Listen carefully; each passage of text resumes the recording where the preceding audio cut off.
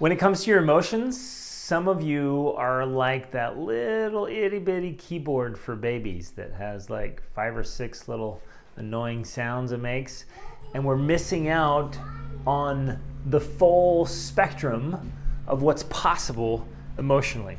And so I want to invite you to consider, how can you develop and cultivate a full spectrum of emotions, of feeling all the things that you want to feel, need to feel, to have a fully developed life, right? All the things, think about a relationship. So all the things you have in a relationship, all the feelings that come along, and which ones you need to develop and cultivate even more, right? Because it's easy to just have 1 or 2, 3 or 4 emotions that you're just playing all the time. Think about that. So let's start with this. What is your major predominant emotion? What's the emotion you feel most of the time? Think about that. Take your average day, your average week. What emotion do you feel most of the time? When I've asked that for audiences around the world, for a lot of adults, it's irritation, frustration, some kind of feeling of being bothered or upset. Isn't that insightful? And whatever it is for you, I want you to be aware of that and choose it, right? Then I want you to choose. If you could like wave some magic wand, like what would be the feeling or emotion you experience most of the time by choice? See, you have way more power to choose your emotions than you think you do. Most of us feel like we're victims to our emotion, and I was the mayor of Victimville, just in case you're wondering. Like I lived in that space. Like I just thought, well, no, I can't control how I feel. Like they said that, they did that, or they didn't do that, or they didn't say that. It made me feel that way. I lost my temper. He made me mad. Well, she made me feel sad, right? But that's just not true. We gave over the power. And when I realized we are in charge of what emotions we feel and the emotional experiences we have, and yes, even in the most extreme circumstances, like when you've got to take back your power. That is the one thing that nobody can ever take from you, is your ability to choose your thoughts and your emotions. Yes, I mean oh man, we got to do that. So one, I want you to choose the emotion you want to feel most of the time. But then 2, I want you to really think about this and work on it. Cultivate a full, healthy spectrum, and see it as a spectrum, or see it as a full piano keyboard, right? Just picture in your mind this gorgeous grand piano with all the keys tuned up. And we got to do the same with our emotions, because our emotions can get out of tune, so to speak. And for many of you, you've not cultivated or worked on some emotions. Now, you don't have to be an expert at anger, right? You don't have to go deep with that one. But there are times when you should feel angry and do it appropriately.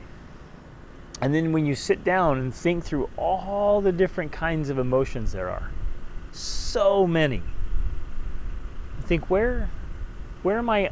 Ask yourself this. Where are you underdeveloped emotionally? What emotions do you not feel very often?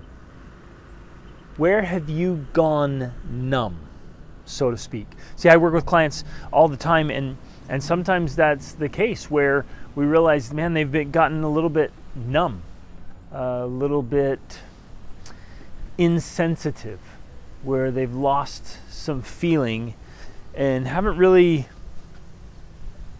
cultivated that, or maybe they've just neglected it for so long.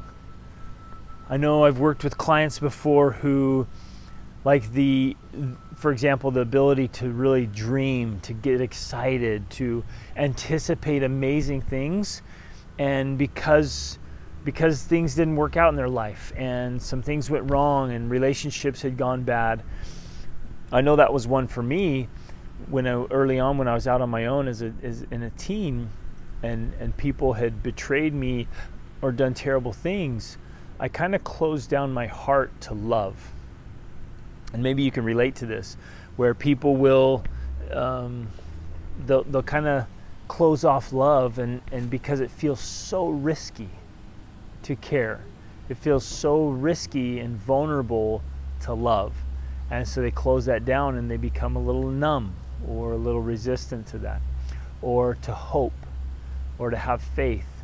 Or I've met people who they just wouldn't allow themselves to get really excited because they were so afraid of disappointment.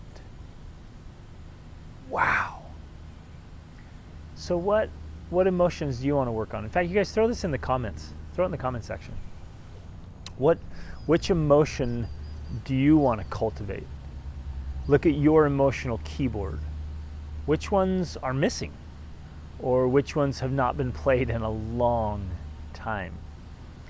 Which ones need some deeper cultivation? And there's going to be a few primary ones that are the most important ones, the ones you want to spend the most time with and the most time on. There'll be a few that you want to develop a lot of depth. But overall, you want a lot of breadth, because you go through life.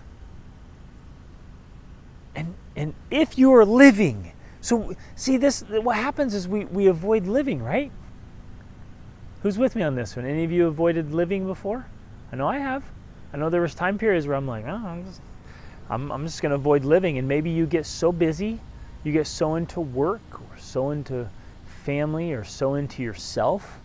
A lot of guys will buffer and avoid, meaning instead of dealing with emotions or processing or thinking about it or giving it the time and attention that it needs, they avoid it.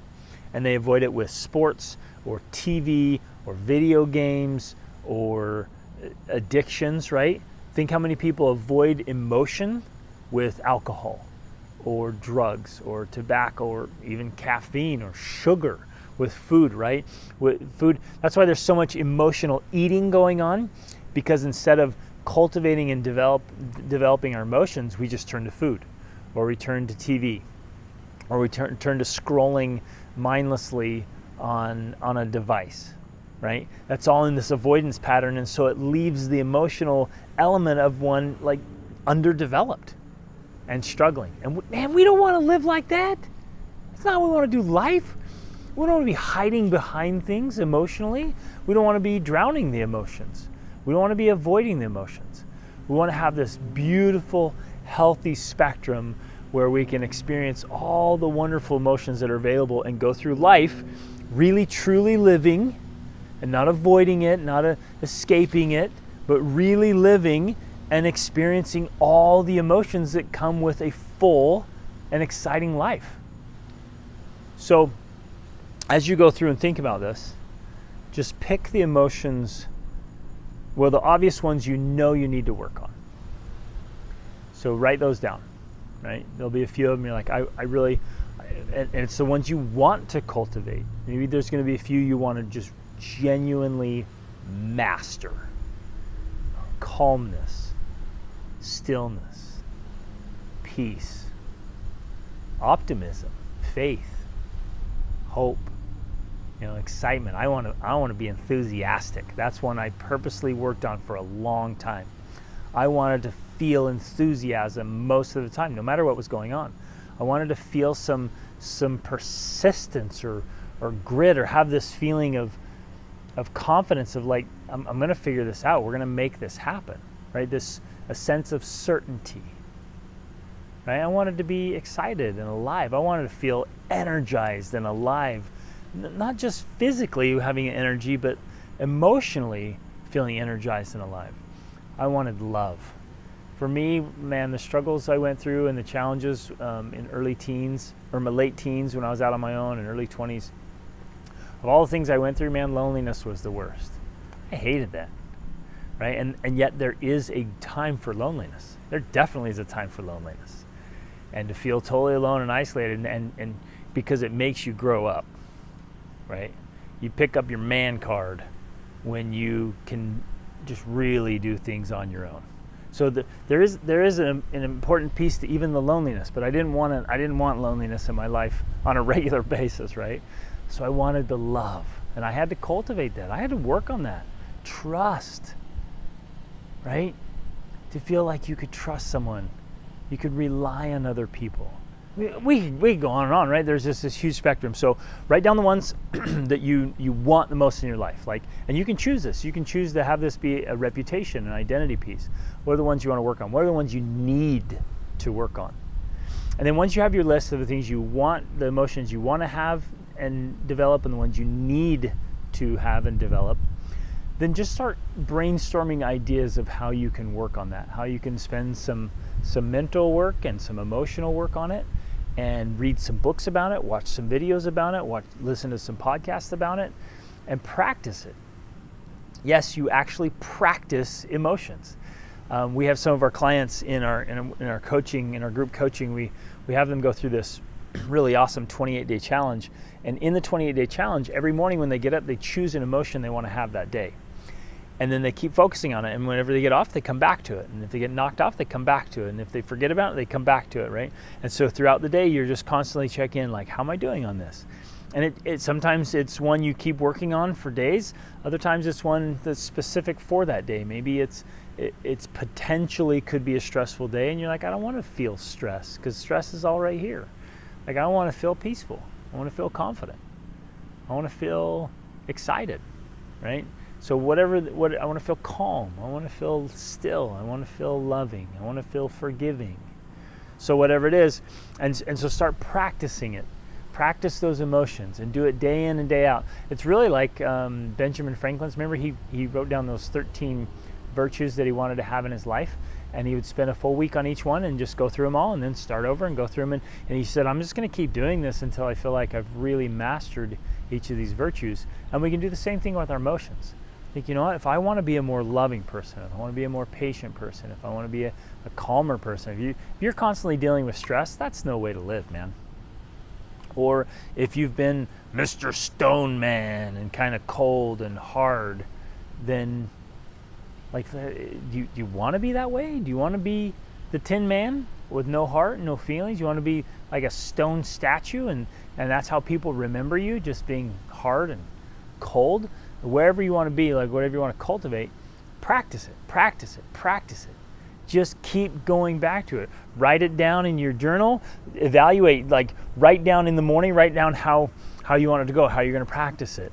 Evaluate throughout the day, how am I doing with that? And at the end of the day, say, how did I do? How did I do with that emotion? And developing and cultivating that. And I promise, this is huge. Because if you really think about life is all about emotions, isn't it? Life is all about emotion. Right? We think we're super logical, but almost everything we do in life is emotional. In fact, most decisions you make are actually emotional decisions. Most of your habits, most of your patterns, most of your behaviors, most of what people do is so that they can feel a certain way. Even the crazy stuff, even criminals that do like bizarre, weird things, when you ask them, when you talk to them, like, why were you doing that? They just wanted to feel something. They wanted to feel important. They wanted to feel acknowledged or seen. They wanted to feel love. And people will do things that create the exact opposite result. They're just starving for love, and they end up doing things that drive people away from them, right? But it's all for a feeling. This stuff is huge. It's so important. So pick the emotions you want to have. See yourself as an emotional keyboard, a grand piano of emotions, and cultivate those emotions. Practice them. Give them time and attention. Don't just dismiss this. Don't just watch this video and be like, oh, yeah, I should totally do that. Write it down, work on it, get a little daily calendar, a planner or something, a journal, and just start cultivating these emotions and working on them so you have a full, healthy spectrum. What it's going to do is allow you to really feel, which allows you to really live. Reach upward.